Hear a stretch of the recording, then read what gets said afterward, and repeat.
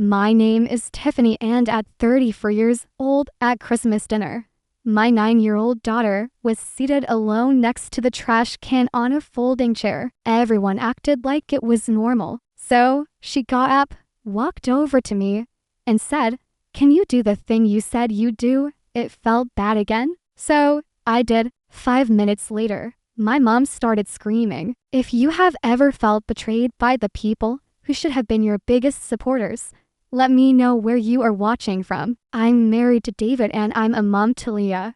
I legally adopted her when she was 3, but I've been in her life since she was 2. She's mine, always has been. We don't use the word step in our house, not because we're pretending, because we're not. She calls me mom, and every time I hear it, I still feel it land in my chest like a little miracle. From the start, I promised her she'd never have to fight for her place in this family, that no one would ever make her feel like a guest in her own life. I couldn't keep that promise. Christmas at my parents' house is always a bit much. Think polished silverware, themed centerpieces, coordinated outfits for the grandkids. My mom likes to say she curates joy. What she really means is that everyone plays a part. And if you don't know your lines, you're the problem. We showed up right on time, David, Leah, and me. Leah wore a red velvet dress with gold buttons. She was proud of it. She'd even practiced walking in her new patent leather shoes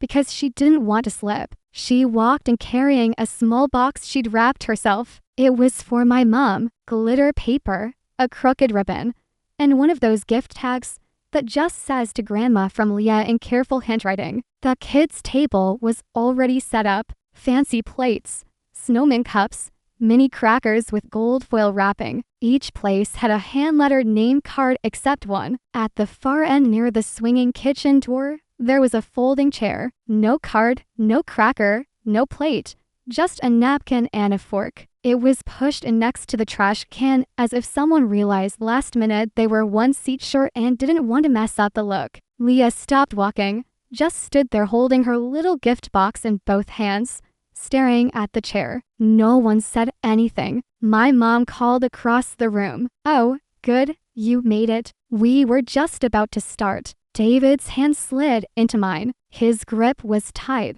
Leah sat down quietly, smoothed her dress, and tucked the gift under her chair. I watched her try to smile when Jenna's twins shouted something across the table. She didn't answer, just looked at her plate like maybe that would keep her from crying. I didn't say anything right away. I just watched. I watched my sister take pictures of her kids in their matching sweaters. I watched my mom show off the floral centerpiece she made from scratch. I watched my dad drink his wine and look everywhere except at Leah. And I watched Leah pretend this was fine. Then she stood up, walked across the room, past 3 people who avoided eye contact. She stopped at my chair and looked up at me. "Can you do the thing you said you'd do if it felt bad again?" she asked. I looked at her for a long second. "Are you sure?" She nodded. "Yeah, I'm sure." I stood up, tapped my glass. The room went still. My mom looked over like I was about to give a sweet little speech. Something warm, something about togetherness. I said to the last family event we'll ever attend, and I raised my glass. No one moved. My mom froze mid-smile. My sister's mouth dropped open like she was waiting for a punchline. My dad blinked twice and stared at his plate. I walked over to my parents' end of the table, placed a sealed envelope between their plates, and said, "Merry Christmas." Then I turned, took Leah's hand, and left. No one followed. No one stopped us. We were almost to the car when I heard it, a scream. My mom's loud enough to make someone across the street flick their blinds. But I didn't turn around because Leah didn't. Leah didn't ask what was in the envelope. Not that night. Not the next morning either. She didn't need to. She knew what it meant to hand over a sealed truth and walk away. The morning after Christmas, we made pancakes. Leah asked if she could stir the batter. She added too many chocolate chips, then called it deliberate overkill. David laughed, and I felt something loosen in my chest. That's how it was with Leah. She didn't sulk. She didn't explode. She just made it quietly obvious when something hurt. It would have been easier, honestly, if she had thrown a fit. But instead she carried things like she expected to. And that broke me more than anything. You should know Leah wasn't some distant relative my family had to suddenly adjust to. I've been with David since Leah was 2. I met her when she was still calling every adult mummer by accident. The first time she reached for my hand in a parking lot, I just about forgot how to breathe. By the time she was 3, I was the one reading bedtime stories and cutting up apples the way she liked. I was the one she looked for when she had a bad dream. We got married when Leah was 4. She held our rings in her tiny palm and told me my shoelaces didn't match. She was right. When I legally adopted her, she asked me if that meant we could finally have matching last names. I said yes. She said, okay, then it's real now. But to my family, it never was. Not really. They didn't say it out loud. They never had to. It was in the way my mom introduced her as David's daughter at family events. The way my sister called her your kid, like she was correcting someone. It was in the group photos where someone always forgot to call her forward until the last second. The holiday cards that said to all the grandkids, but only had for names inside. Leah wasn't one of them. They didn't hate her. That would have been easier to name. They just left her out over and over softly, subtly, like she didn't quite count. And every year I told myself they'd come round, that people needed time, that this kind of family took adjusting to. But Leah noticed. She noticed when my mom bought coordinated Christmas pajamas for the other kids, but handed her a plain red set with a broken tag. She noticed when her birthday was combined with her cousin's because it's easier that way, and her name was written on the cake in smaller letters, squeezed into the corner like a postscript. She noticed when she made a Mother's Day card for my mom and never got a thank you, just a distracted smile and a comment about how glitter gets everywhere. I tried to explain it away. They're just forgetful, I said. They're not doing it on purpose. But kids aren't stupid. They know when they're being managed instead of embraced. And then one night, maybe a year ago, Leah asked me a question that I still think about when I can't sleep. We were packing for a weekend trip, just the 3 of us, and she held up a too small sweater that had been a hand-down from my sister's daughter. The tag was still on. I remembered my mom had given it to her for Christmas. Leah held it up, turned it over, then said, "They don't really know me, do they?" I said, "What do you mean?" She shrugged. "They don't know what I like, or my size, or my favorite color. I think they'd just guess." I didn't have an answer. I just sat on the edge of the bed while she folded the sweater back up. Then she looked at me and said, "Is it like I'm not really your kid to them?" I don't think I've ever felt more like a failure as a mother than I did in that moment. That night, I promised her something. I told her that if she ever felt unwelcome again, truly unwelcome, she could tell me and I'd handle it. That she didn't have to shrink to fit someone else's version of family. That she wouldn't have to ask twice. She just had to say the word. And this Christmas she did, which brings me back to the envelope. Inside there was a photo, one from the day her adoption was finalized. She was wearing a blue sundress and holding a stuffed turtle. David took the picture while Leah sat on my lap outside the courthouse. We both had chocolate smudges on our mouths from the donuts she insisted on getting afterward. On the back of the photo I'd written, "This is the day we became a family. You just never treated her like it." Beneath the photo, there was a letter typed. No yelling, no insults, just truth. I told them I had noticed everything, that Leah had too, that I wasn't asking for apologies anymore. I was drawing a line, that if they couldn't love my daughter like family, then they didn't deserve to keep calling me theirs. Then came the invoices. I attached a breakdown, a literal spreadsheet, contributions to joint gifts she wasn't named on, decorations and food for family events where she sat on the sidelines, checks to help cover their heating bill last winter after they'd accidentally left Leah out of the family Christmas card, donations to cousin birthday parties she wasn't invited to. I ended it with this: You used my money to fund a version of this family that didn't include my daughter. That ends now. David didn't read it ahead of time, not because I kept it from him, but because he trusted me to say what needed to be said.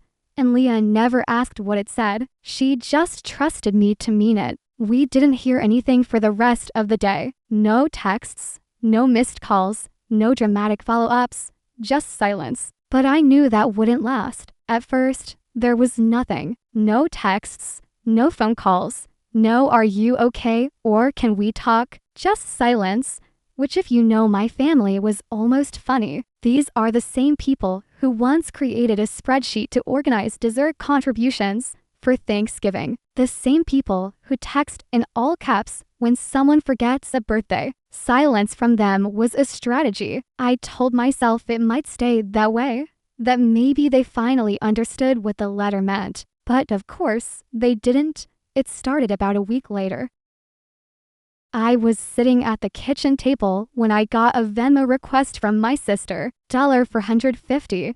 The caption just said, "Birthday for Owen, everyone pitching in." Same as last year. Owen is her son. He's turning 10. We hadn't been invited to his party. I knew that because Leah had seen the photos of the invitation on his class bulletin board. Wrap candy canes, gold font, a dinosaur in a party hat. The kind of invite you don't forget to send by accident. Still, they asked for money. I didn't respond. I didn't pay it. I didn't even decline. I just left it there. 3 days later, my mom emailed David. Not me, David. The subject line was just a reminder. Inside was a note that said they hadn't received our usual contribution toward the winter heating bill. My parents live in the same house I grew up in, and for the past few years, I'd been quietly helping with their utilities. Never made a big deal about it.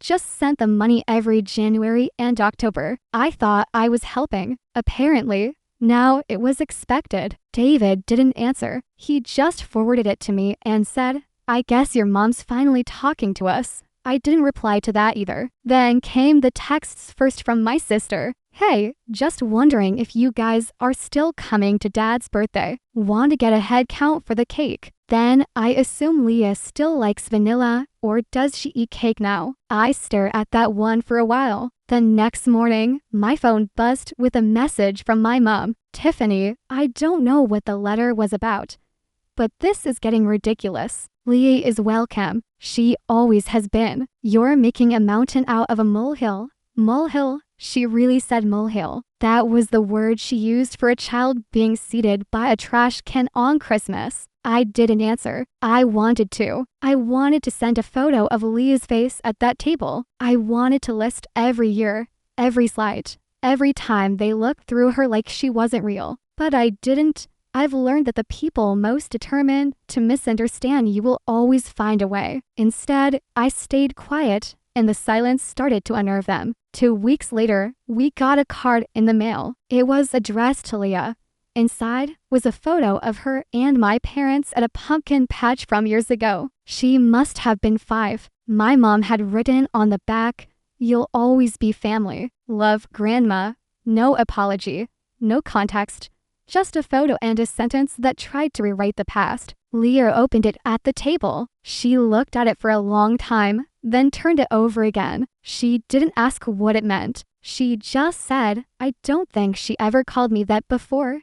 That night, I sat down with her and said, "You don't have to respond. You don't have to do anything." She nodded. I know she didn't hang it on the fridge. She didn't put it in her drawer. She left it on the counter and went to bed. Then, a few days later, it escalated. There was a knock at the door. David looked through the peephole and turned to me wide-eyed. "It's your mom." I opened the door just far enough to step outside and close it behind me. She smelled like nothing had happened, like we were neighbors catching up after a long trip. "I just wanted to see Leah," she said. I didn't say anything. I thought maybe we could talk. Just the two of us clear the air. "There's nothing to clear," I said. She sighed. "Tiffany, this is ridiculous. She's a child. She doesn't know what she's doing." "She knows exactly what she's doing," I said. "And so do you. You're turning her against us." No, I said you did that all by yourself. She tried to push past me, said something about being her grandmother, about having a right to speak to her. I stepped in front of the door. No, I said you don't.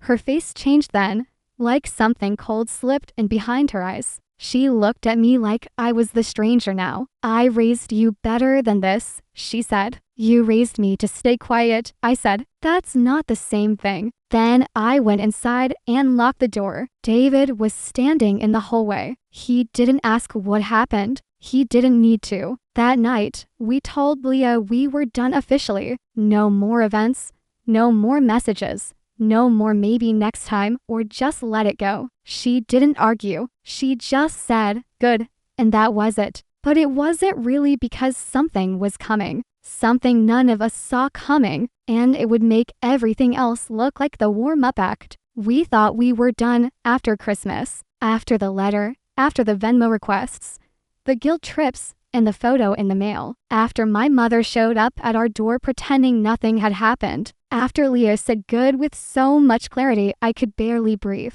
We thought that was the end. Then Eric showed up, Leah's biological father. I hadn't seen him in 7 years. Not since the custody hearing where he lost all parental rights permanently and irrevocably. It wasn't even a closed case. There was a restraining order at one point, then a judge's ruling, then silence. He hadn't called, hadn't written, hadn't tried to see Leah. As far as I knew, he didn't even know where David and I lived. That was the entire point. And then one Thursday afternoon, I opened the front door because I thought a package had arrived, and he was standing on the porch, older, rougher, same look in his eyes, like the world owed him something, and he'd come to collect. Eric, I said, already stepping halfway out and pulling the door behind me. He smiled, or something close to it. Heard you've been pretending you're her mom. My stomach dropped. I don't know who told you where we live. I started. Your mom, he said, like it was casual, like it was normal. Said she reached out for the good of the family. Said she thought Leah might need her real mother. I didn't punch him. I didn't shout. I just stood there stunned while my hands curled into fists. You have no rights, I said. None. This conversation shouldn't even be happening. I've got rights if I want them, he said. And if I don't, well, maybe you'd rather keep it that way.